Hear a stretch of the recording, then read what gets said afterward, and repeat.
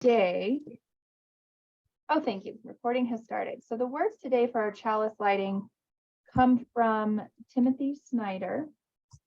Life is political.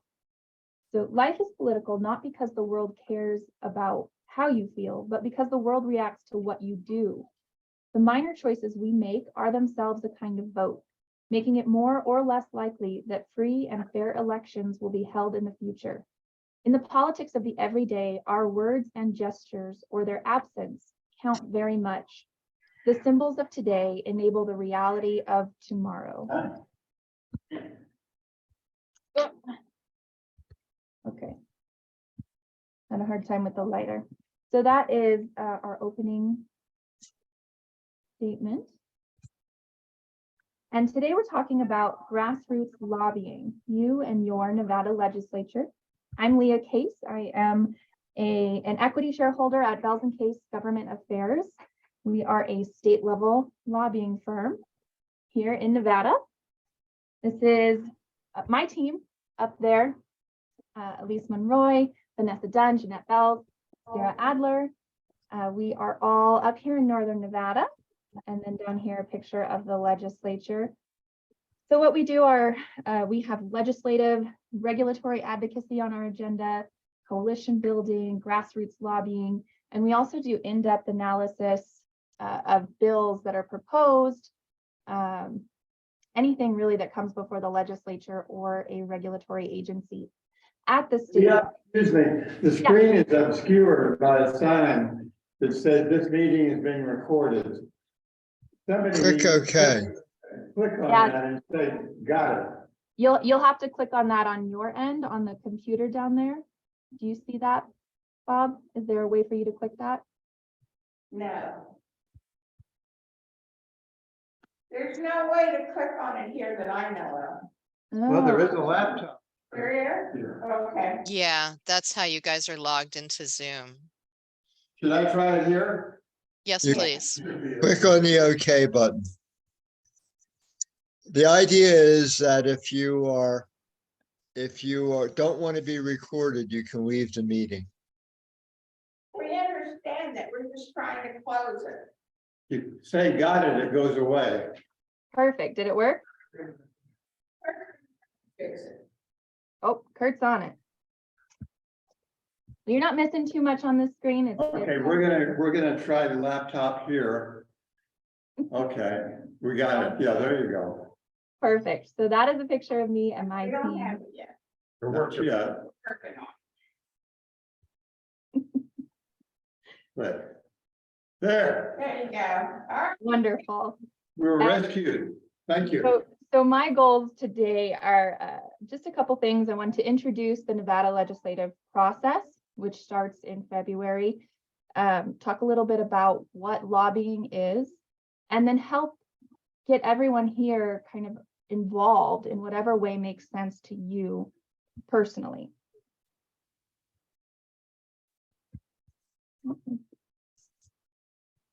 So first, let's do some definitions. What is the Nevada legislature? That's here in Carson City. I live in Carson. That is comprised of the Senate and Assembly. The Senate has 21 members. The Assembly has 42. So 2 Assembly members for every 1 Senate district. And they meet every other year for 120 days. And that includes weekends and holidays. So we will start on February 6th, this upcoming year in 2023. And go for 120 days straight. That's no time off for like Memorial Day. Towards the end of session, we'll be working Saturdays and Sunday afternoons. Yeah, it's a whirlwind. We are one of the few states, there's only 2 of us, 2 left that do every other year sessions like this. Every other state has an annual legislature in some kind of capacity, but not Nevada. We don't do that. And what is lobbying? Lobbying is advocacy, right? And I have a quote here from Margaret Mead. Never doubt that a small group of thoughtful, committed citizens can change the world. Indeed, it is the only thing that ever has. So lobbying is just stating your case, why it's important. And if you have kids you've been lobbied on, you know, we want to move bedtime later, or we want to, go to a movies with our friends. That's lobbying. You do this in your everyday life. And it's one of the only jobs that's protected in the Constitution, right? You have the constitutional right to petition your government. And that is what lobbying is about, is petitioning your government and advocating for your rights and the rights of others. So how does lobbying fit into the UU and our 7 principles? And I've been thinking a lot about this in making this presentation. It's something that when I first came to the UU, I kind of struggled with, wearing this lobbyist hat. And lobbying doesn't exactly have a kind stigma in the world. I think when folks think of lobbyists, we're often characterized as kind of shady or slimy or any other negative adjectives that folks can think of. But really, lobbying fits so well with our UU principles. Each and every person is important, right? Every person deserves a voice. All people should be treated fairly and kindly. When you lobby, right, you treat the other person, your representatives, fairly and kindly. You're lobbying to make sure that the laws that are put in place, the rules that govern our society, treat people equitably, treat people fairly, and are kind. We accept one another excuse me, and keep on learning together. This is what happens when we work in across the aisles bipartisanly with members of all parties, and we say, okay, you and I are coming at this from a different perspective, but let's talk about education for a second. We all believe that kids should have a high quality education. That's our common ground, okay? How do we get there? Let's learn together. All persons should have a vote about the things that concern them. Huge, right? At the legislature. How do we make sure that polling places are accessible to all folks, to our neighbors in the tribes, to folks with disabilities who maybe can't travel? How do we make sure that people get a vote? That's at the state legislature, because states have that power. We work for a peaceful, fair, and free world, right? Again, lobbying your state legislators and advocating for those laws or the removal of laws that are not making the world peaceful, fair, and free. And then finally, caring for our planet Earth, the home we share with all living things. That is, part of the climate change initiatives that happen at the legislature. We've seen that with energy efficiency. We've seen that with conservation efforts. So there really are a lot of direct tie-ins between lobbying and our UU principles. So how can you get involved?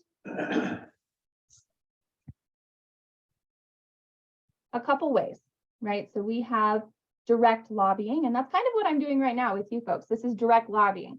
I am attempting to influence you all to interact with your legislators in a way that creates change. I am directly lobbying you. Then there's grassroots lobbying. And I have seen so many fellow UUs do this in the newspaper, right? You write a letter to the editor and it's published, and you talk about things that matter to you. And those attempts to sway public opinion, that's your grassroots lobbying. That's getting this information up from the ground into the eyes and ears of elected officials, of government agencies and other members of the public, so that it creates this groundswell and people get more involved. You're creating a movement. And that is what this video is about. Let me pull that up. And dissect some lessons.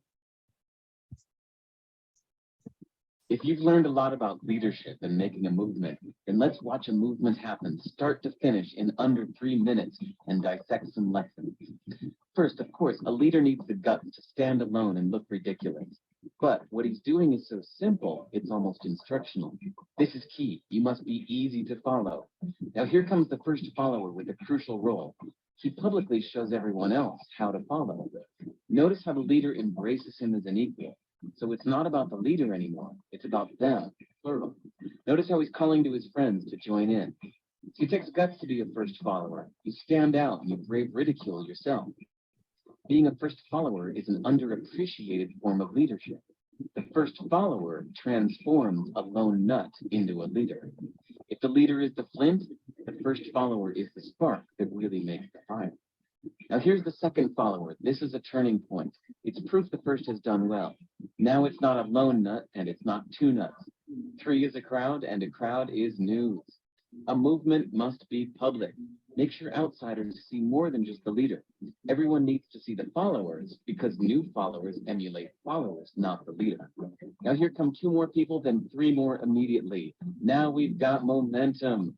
This is the tipping point, and now we have a movement. As more people jump in, it's no longer risky. If they were on the fence before, no reason not to join in now. They won't stand out, they won't be ridiculed, and they will be part of the in crowd if they hurry. And over the next minute, you'll see the rest who prefer to stay part of the crowd, because eventually they'd be ridiculed for not joining. And ladies and gentlemen, that is how a movement is made. So let's recap what we've learned. If you are a version of the shirtless dancing guy, all alone, remember the importance of nurturing your first few followers as equals, making everything clearly about the movement, not you. Be public, be easy to follow. But the biggest lesson here, did you catch it? Leadership is overglorified. Yes, it started with the shirtless guy, and he'll get all the credit, but you saw what really happened. It was the first follower that transformed a lone nut into a leader. There's no movement without the first follower. See, we're told that we all need to be leaders, but that would be really ineffective. The best way to make a movement, if you really care, is to courageously follow and show others how to follow. When you find a lone nut doing something great, have the guts to be the first person to stand up and join in.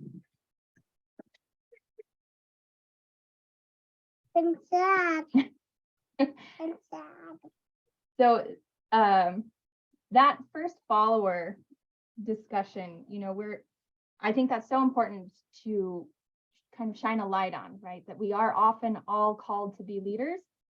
We're told we should be leaders. And sometimes that's not the most effective way to do it. Sometimes you need to find that person who's out there already, who's leading, and follow and support them and get others to follow and support them.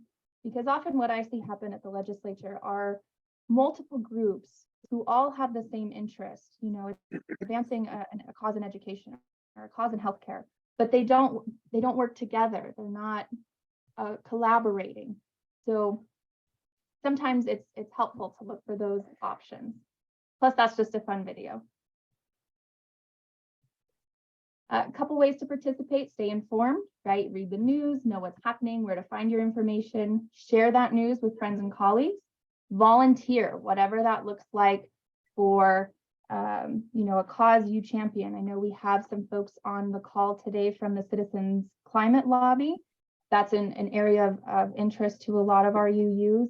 Our Reno posse, right? Very involved. Lots of ways. And then joining or supporting an organization or association. So if you find an association that is active in policy work, policy work isn't for everybody, and it can be really overwhelming. So if you can find an organization or association that you believe in, that champions causes that you care about, and you can support them, then you can stay involved through them and advocate on your own behalf through them, without having to get into the nitty-gritty details.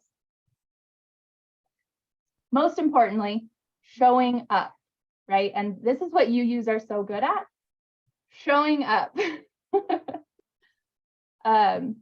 Being present. If you are able to come down to the legislature and, where you're standing on the side of love t-shirt, or hand out that pamphlet that says, this is why protecting Meals on Wheels is so important to me. Any of those kinds of being in person and making that impact because you've shown up, which so many people either can't, they're unable to do or unwilling to do, makes a huge difference. Because if you're not at the table, you're on the menu. So how do we fix that? We go to the table, we show up. I do have a quick checklist, and I'll make sure you all have access to this PowerPoint presentation so you can kind of check these things off. but it's just a way to see how involved are you? Do you know who your elected representatives are? Can you recognize them in a grocery store? Do you serve on a committee somehow? Do you write letters to the editor? And then if you want to get even more involved, you can serve on a board or commission and or run for office. Very scary thing, but very necessary. I do have some some resources to show folks, and I was trying to think of the best way to do this, you know, being a hybrid session. I think what I'd like to do is kind of walk through a basic overview of the Nevada legislature's website really quick. I would love it as homework if everyone would find who their state legislators are. That's your senator and your assembly representative at the state legislature, and find out how to contact them, right? Most of these folks have their cell phone number and home phone number posted. They have their home address. I mentioned at the beginning that our state legislature only meets every other year for 120 days. There are interim committees that happen, but these folks, you know, are elected officials. It's a part-time job, so you'll find them. They are teachers in our community. They are doctors in our community, lawyers. They're retired. They're moms and dads. You will see them at your grocery store. There's one state senator in Sparks, and if you need an emergency plumber, he might show up to do your emergency plumbing work because that is how he makes a living in his off hours, right? I always think that would be hilarious to call and say, oh, hi, Senator, thanks for fixing my toilet at 3 a.m. That's fantastic. So anyway, I've gone a little on a tangent, but I did drop the link in the chat to find out who your legislator is. That is this link here. It's going to redirect us to a map site where you will then be able to enter your address here. So let's see, what's the we can all put in our, since this is online, I won't put my address in there, but you can also zoom in and you can see here, I live in Central Carson City. I'm in Assembly District 40. If I click on that, it will pull up my representatives. It hasn't been updated with the new results of the election yet. That I think will happen tomorrow on Monday. But so we know PK is coming back. I can click on him and it gives me here his address. I can write him a letter. I can click here. I can send him an email. I can find out more about him, you know, what he's done in the legislature, what he's affiliated with, and some personal information about him, like he likes traveling and motorcycle touring. And so that is just really useful for, I think, anybody to do. I think, let's see, trying to see if I could find the UU. This might be it, but Heidi Ganser, Jill Tolles isn't coming back, but you can click here. You can get their contact information. She has her social media set up, so you could go to Facebook or Twitter and contact her that way. You can find out bills that she's going to put forward in the 2023 session. Our legislators are super accessible. It has gotten a little more difficult just with, you know, safety issues. They're being a little more cautious with their home addresses. So, you know, you might end up sending a letter to their PO box, but for the most part, they're accessible. So step one is find out who your legislator is. And then after that, we're going to look at the 2023 legislative session. So if anybody missed that, I clicked here under 82nd session, I clicked NELIS, which is the Nevada Electronic Legislative Information System. And then I'm looking at legislation and I want to see all the bills. So currently there are 138 bills that have been released. These are what are known as pre-filed bills. These aren't, well, typically they're not an individual legislator's bills. They happen to be from the executive branch for the most part, or interim committees. So these are things that have had work done on them in the time between our legislative sessions, but there still might be some of interest to UUs. So, let's see. Some water bills here, some changes for criminal justice, class sizes. This one, creating a program to repay student education loans of certain providers of healthcare. That I think it's gotten a lot of attention for how can we increase access to healthcare services in Nevada. And one of the methods is by trying to recruit more healthcare workforce by saying, if you come and practice in Nevada, the state will pay off your student loans. And we know that's a huge barrier for a lot of folks, right? Student loan payments. So that might be something worth checking out. But really, whatever your interests are, there will be a bill on that topic. We've got off-highway vehicles, historical markers, and victims of crime, all within the same, page. So you will see a ton of legislation. It will impact you somehow. Let's see. I've put a few other resources on here. So I showed you the legislative website, who's your legislator, and where to find the 2023 bills. When you have a copy of this, all of these links will take you directly there.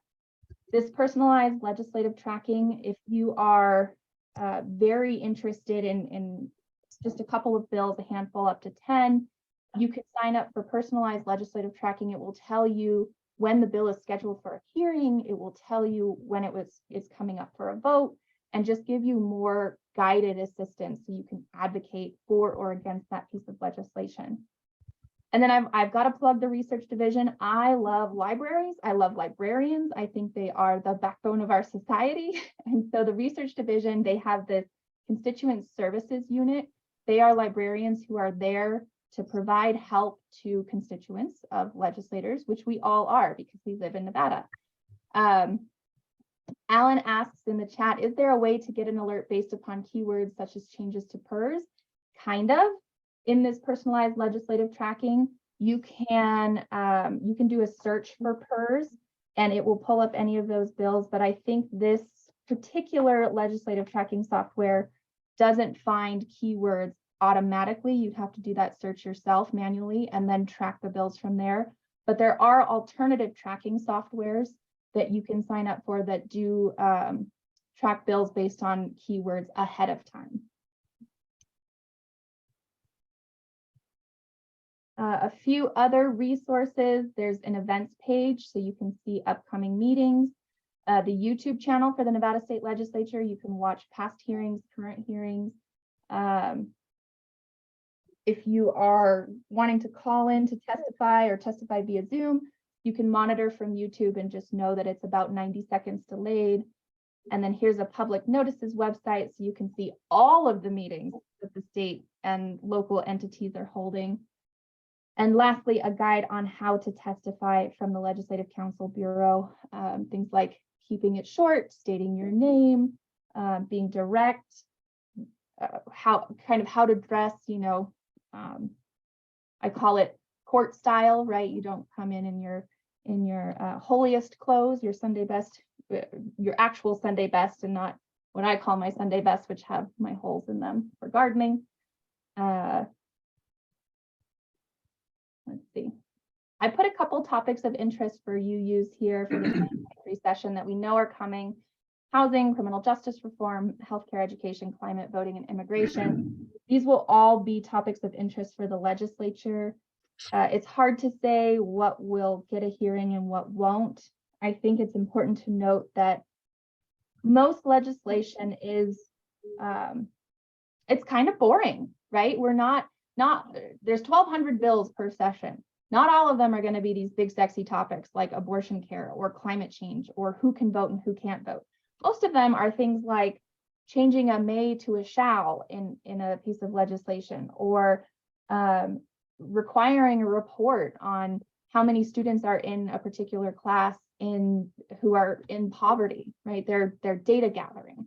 So they're not big sexy topics, but they are important for laying the groundwork for future changes. So if we do something like tracking the number of children in a classroom who live in poverty, Well, then maybe later we can put forward a bill that makes sure that all kids in a classroom get food, whatever that might look like. And that's all hypothetical, but that's why legislation kind of is more boring. It does move slowly, but it moves.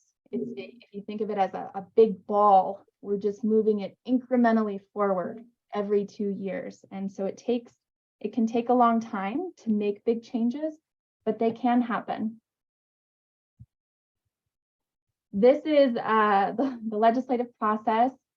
It's a little bit of a jumble, but we are in this initial step right here where there are bill ideas that are being drafted. So if you have an idea for legislation and you reach out because you've found out who your legislator is and how to contact them, and you say, okay, this needs a change, here's my idea, they can ask for it to be drafted. And then once the legislature starts, it goes through this process where it's introduced in its house of origin, it goes to a committee where it has a hearing and people come up and say, I'm for, I'm against, I'm neutral, and here's my reasons why. Goes through a work session, and then is voted on the floor of that house of origin. That's either the Senate or the Assembly. And then it does the exact same process in the second house, so either the Senate or Assembly. And then if it passes all of those, it goes to the governor for signature. There are a couple of wonky steps in there that can happen. This concurrence, conference and report, those will happen at the end of session, and we can get into that another time if there's interest in kind of those unusual bill passage portions. And then there are also some exceptions to how a bill passes. Most of them just take a majority, so 50% plus one, but there are a couple of rules for bills that change funding, taxes, fees, those sorts of things. Those require a 2/3 majority, which in the Assembly, the Democrats have a 2/3 majority, so they could pass legislation raising taxes and fees without any Republican support. That's not the case in the Senate. The Democrats have a majority in the Senate, but not this supermajority or 2/3 majority. They would need at least one Republican to vote with them to pass any taxes and fees.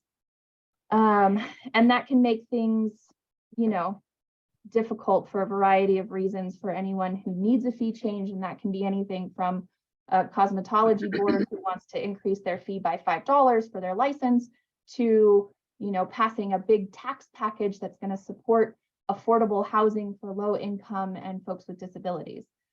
So it really varies on what that taxes and fee change and vote requirement is. And then also the 2/3 requirement is known as the veto proof majority.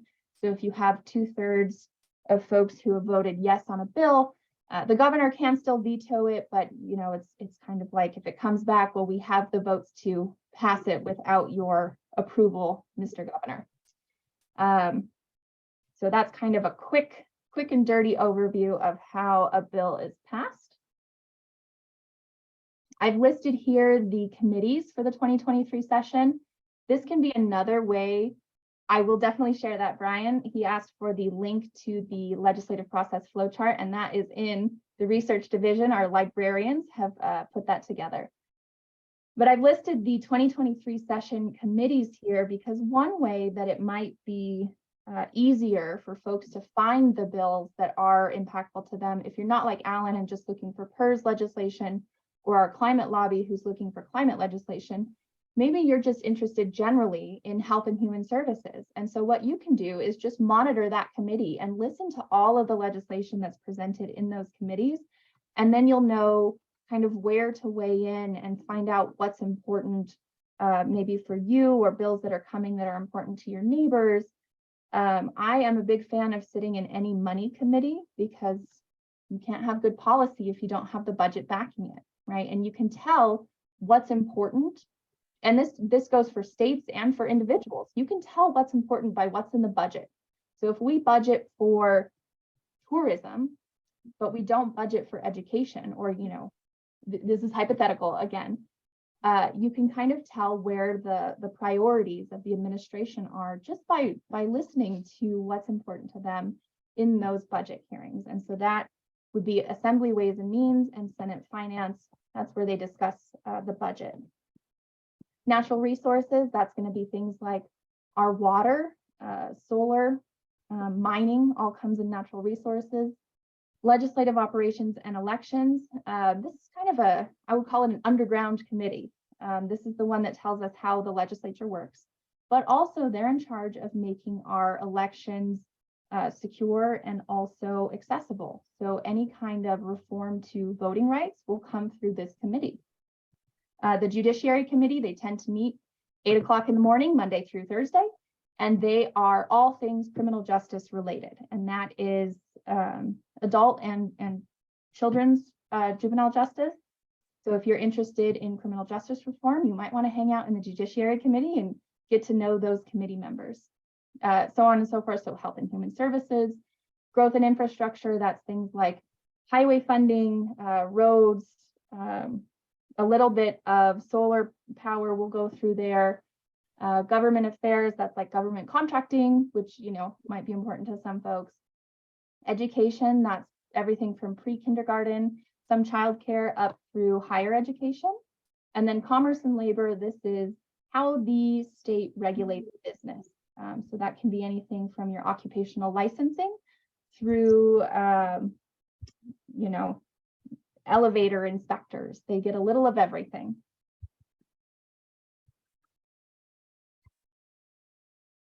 And we talked a little bit about this, but I wanted to reiterate with messaging, and I think this goes with what we've been discussing in UU, in the sermons, being impeccable with your word. So it's always important to tell the truth every time, and that is, it goes for not just your position, but if you're asked, well, why do people oppose this? You know, you're supporting a bill and they're going to ask you, why would somebody oppose this?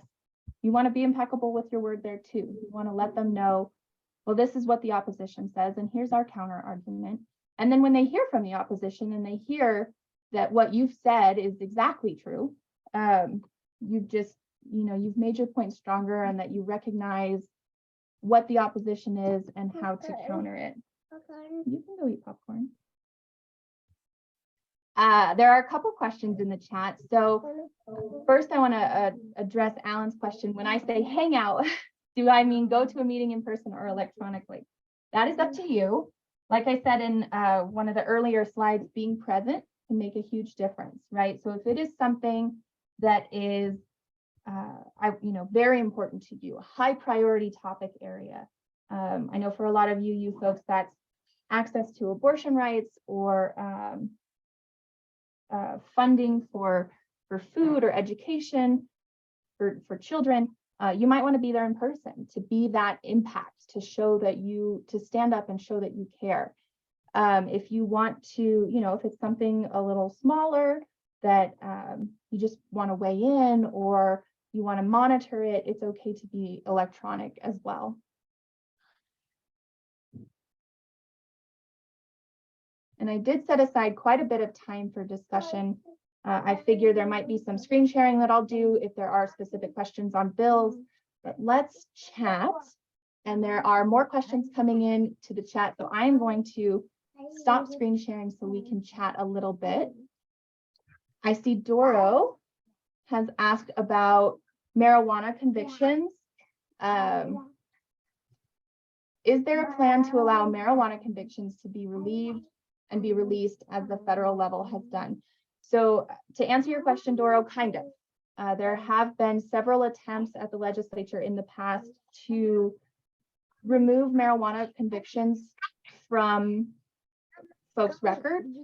One of the issues that's come up that I think was unexpected for the senator who brought that legislation was that people who were arrested for a marijuana crime, for example, were often, they had a public defender and they often pled to a different crime. I think it was like trafficking of a controlled substance. So it didn't actually say marijuana, and the crime they pled to was a lesser crime at the time when marijuana was still illegal.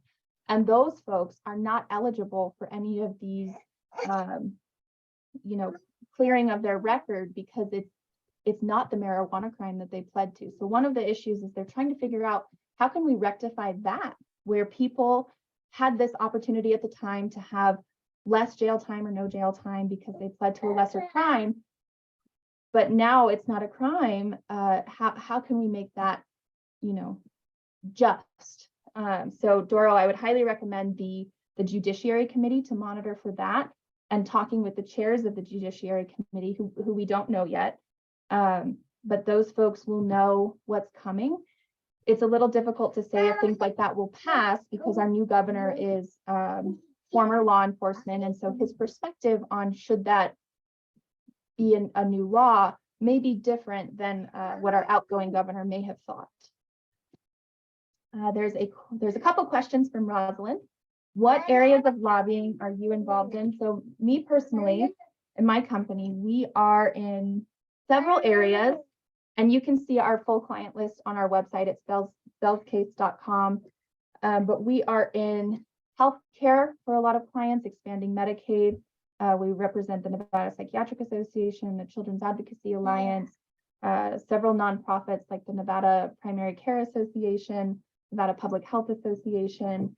In the private space, we are in construction with the Associated General Contractors, Property Casualty Insurers Association. So I spend a lot of time in insurance policy, not health insurance, but workers' comp, your homeowners, your car insurance, kind of this tedious area of law that it affects a lot of people, but it's again one of those not very sexy areas.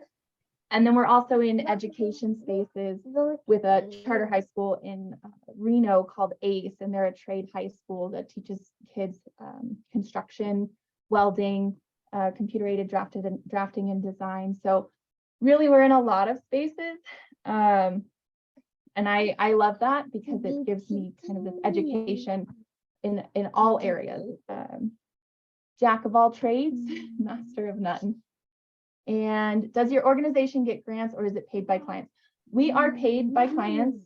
Some of our clients do get grants to help with advocacy work. For example, like the Unitarian Universalist Fellowship of Northern Nevada, our fellowship is part of the Faith in Action Network, I think is what they're called. And I think there's some money that goes to them to help with lobbying on their behalf, and they have a paid lobbyist as well. And what limits on lobbying should there be? That might be a good question for discussion for the group. Like I mentioned early on, lobbying is a protected activity in the Constitution. It's our right to petition our government. So anytime we put restrictions on that, we're restricting the ability of all folks to talk to their representatives. In Nevada, we do have restrictions on, I'm required to register as a lobbyist because I represent the interests of other groups other than myself. If you're just going there to talk about interests of your own, you don't have to register as a lobbyist. There's a fee involved. I have to list all of my clients. It's very open. So when I register as a lobbyist, it says me and my company, if I'm speaking, I'm representing one of these clients. I'm not allowed to, take legislators to dinner or coffee. There's a law in place that actually says they can't accept any gifts from me whatsoever. And that's anything from, I can't give them a pen, I can't give them a bottle of water.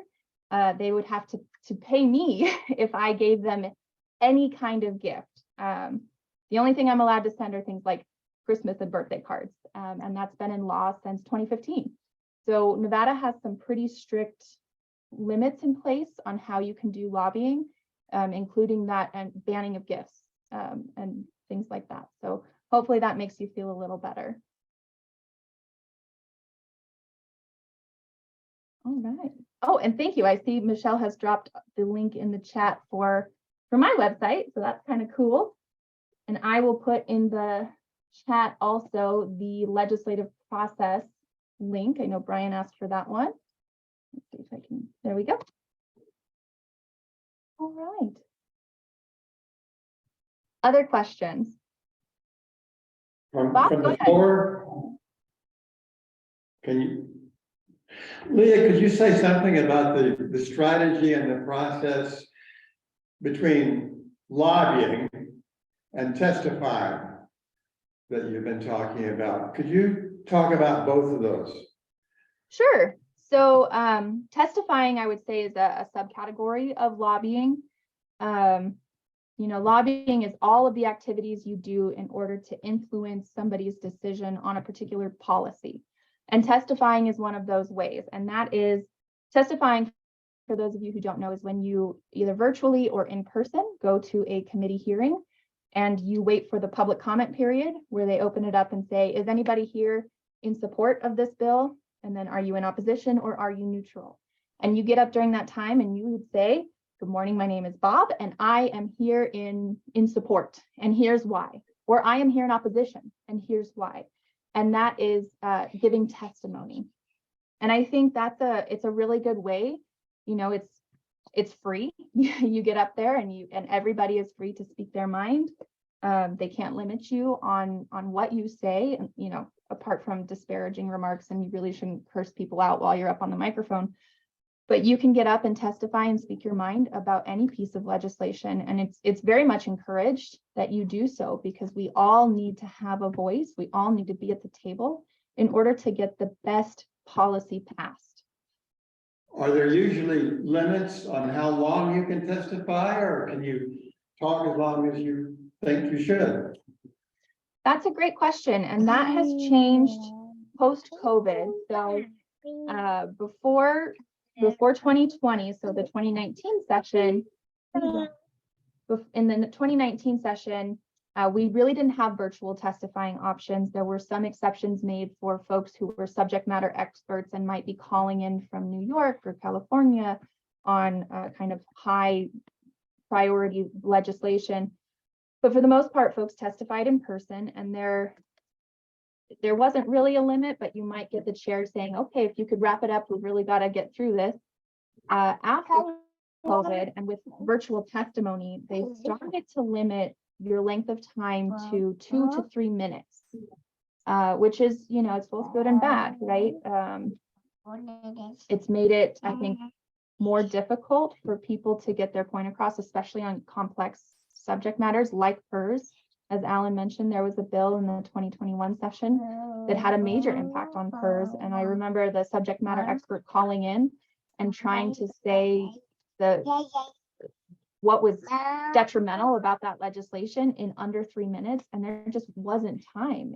The bill was over 100 pages. There's no way to go through everything on that bill in 3 minutes. So on the other hand, trying to get your information distilled down to that 2 minutes to say what is most important has been helpful. And I think it gets more people engaged in the process and involved. So long answer to your question. Short answer is yes, they do limit the time. They will tell you ahead of time. It is harder to cut you off in person. Thank you. Mm-hmm. More.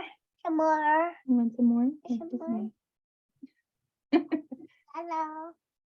Brian asks in the chat, can you testify more than once on the same bill? Not really is the answer to that question. I would say if you are testifying on a bill, typically you'll come up, we'll stick with support. So you come up in support on a piece of legislation.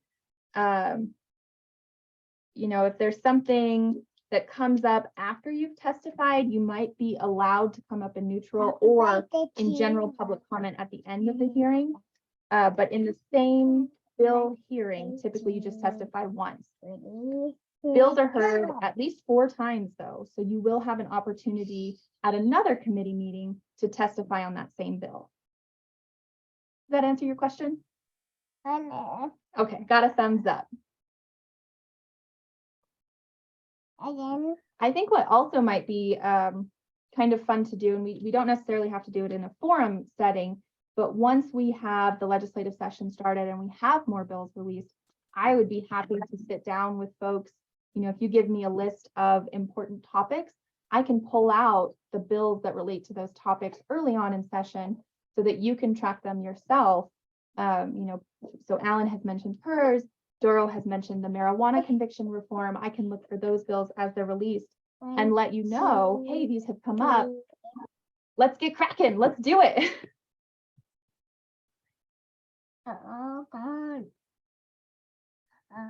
Leah, as far as strategy goes, Mhm. the problem in Washington DC, of course, is money and money to hire lobbyists. And so what kind of a strategy do you put together?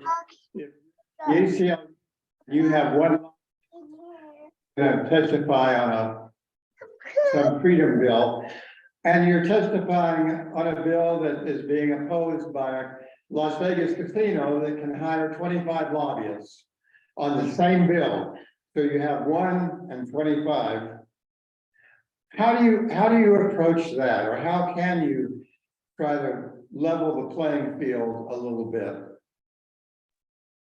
That's a really good question. And that happens. There was a bill I was working on, and it was myself and my teammate Jeanette. So there were 2 of us.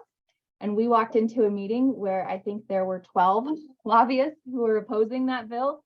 And it was to ensure mental health care in Nevada is treated the same as all other health care, and health insurance companies were mad at us for that one. It's a lot of hard work. I think the strategy involved for that one is twofold. So one is just being very prepared to do that work. You have all of the research and information. You are in the building every day working with the legislator who has offered to carry that legislation, and you're making sure that all of their questions are answered all the time, right? You're with them every step of the way. So just outworking those other lobbyists. And then, if you are kind of outpersoned, so there's 2 or 1 to 25, trying to form that coalition, right? Getting that first follower, getting those people to come with you. And that's, I think, where the strength of the UU comes in. We kind of have this built-in network of folks who believe passionately in the same way that we do. And I think if there was a call to action from a group like the ACLU, or from maybe even the Citizens Climate Lobby to the UU that said, we need your help, UUs would show up, and that makes a difference. And I think legislators know that difference. Legislators know I'm a lobbyist, right? They know I'm not there as their constituent. It makes a huge difference when they see members of the public, the non-paid lobbyists, who show up and say, this is important to me. And so honestly, I think if you get members of the public to come in, that counts 2 or 3 times as much as one paid lobbyist. Thank you. Brian asks in the chat, do paid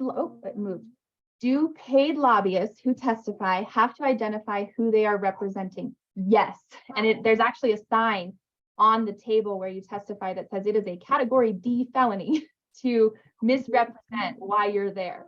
So you don't lie, you come up and you say, I am here on behalf of whoever you're here on behalf of. And we practice that same thing when we speak with individual legislators. If I have a meeting scheduled with somebody, I say, I'm here on behalf of XYZ. And I always make it very clear who I'm representing. And sometimes, I go off on a tangent and I'm like, this is Leah, the individual. This is not Leah, the professional on behalf of a client. And I think one time when I spoke at the UU, I said it's very weird for me to speak on my own behalf because I'm so used to speaking for other people. But yes, long answer short, we do have to identify who we're representing. There's another question from Nancy Ann. I'll read it aloud. It's pretty long. It says, for those who are very interested in advocating for law change, the Nevada Women's Lobby every 2 years holds grassroots lobby days, especially for persons who have not lobbied before. This session, there will be a 2-part grassroots lobby days. At the beginning of session in late January or February, there will be a virtual information session. Then on April 2nd and 3rd, there will be an in-person advanced lobbying session in order to learn how to maneuver at the end of session, which is usually rushed and often hectic. Nancy Ann, you're so right. And I am a member of the Nevada Women's Lobby, and I work closely with their lobbyist, who's now Tess Opperman, who's kind of taken over from Arlene Lockard. They're both fantastic. I think our lobby corps have really great relationships with each other, and I am happy to connect anybody with any organization and their lobbyists that you're interested in. Alan asks in the chat, is the impact of going to a committee meeting more significant if you are a member of a group rather than going as an individual? That depends, I think, Alan, on the legislator. Some legislators really like to see groups getting involved, like unions. The Culinary Union often brings several folks together to the legislature. You might see the same thing with the EVs, the electronic vehicles. They'll come in, you know, all wearing one color shirt. But showing up as an individual is powerful as well.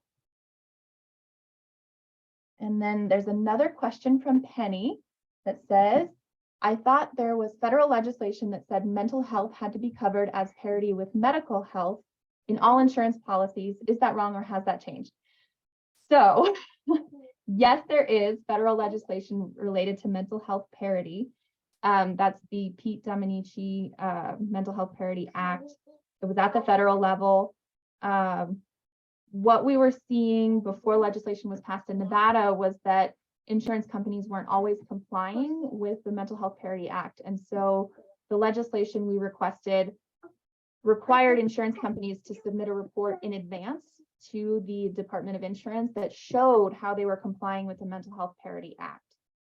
It's a little proactive step. You know, it doesn't get us all information, but it's some information. And it basically mirrors the enhancements that have been made at the federal level to that Mental Health Parity Act.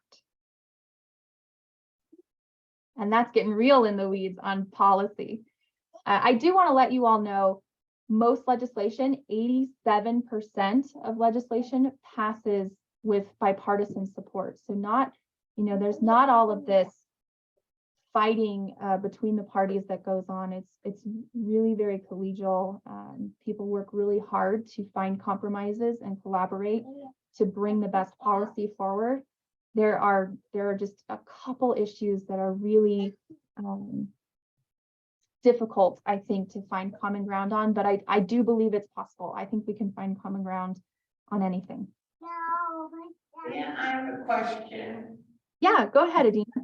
Okay, so if you say you work for the state, say Medicaid, and an issue comes up with Medicaid, working for the state in Medicaid department, can you not necessarily lobby but testify as an individual?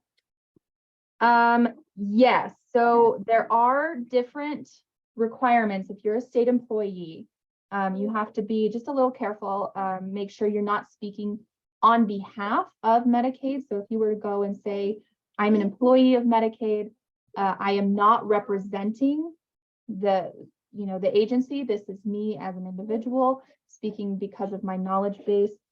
Depending on, where you are in the system with Medicaid, you may have to let your superior know that you're going to testify just so they know about it. And then if you do ever have issues where, somebody's trying to tell you you're not allowed to speak and you think you should be, or vice versa, where you've spoken and somebody's told you you're in the wrong, Nevada has a really good ethics commission where you can just check in with them and say, I want to make sure this is okay. But for the most part, you can't be limited in talking about your passions. Just be very clear, you don't represent them. All right, this has been such an amazing presentation, Leah, and I just want to pop in briefly to let everybody know that it's 9:55, so we're getting close to the top of the hour. Thank you, Michelle. And I would be happy to come back when more legislation is posted and we can talk more in depth about things like strategy for finding, those bills that you think should be passed or should not be passed, and what that advocacy game plan might look like as the UUFNN.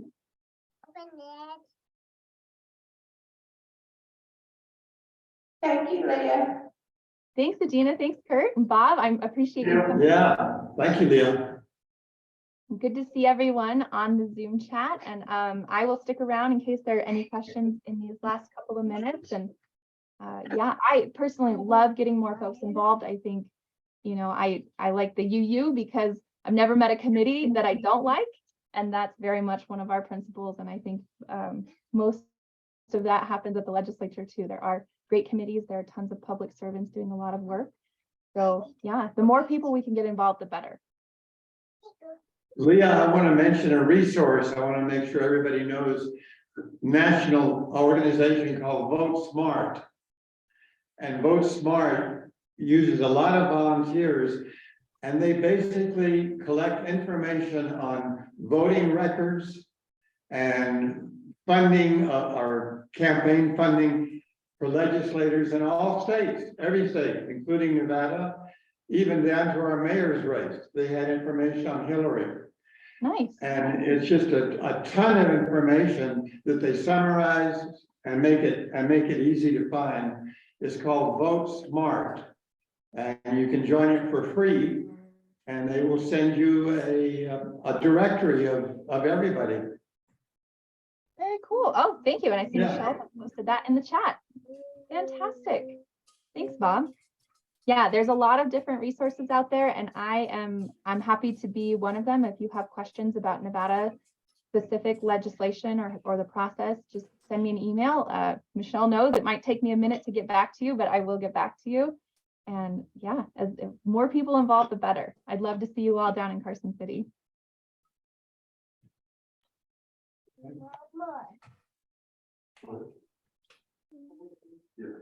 Awesome.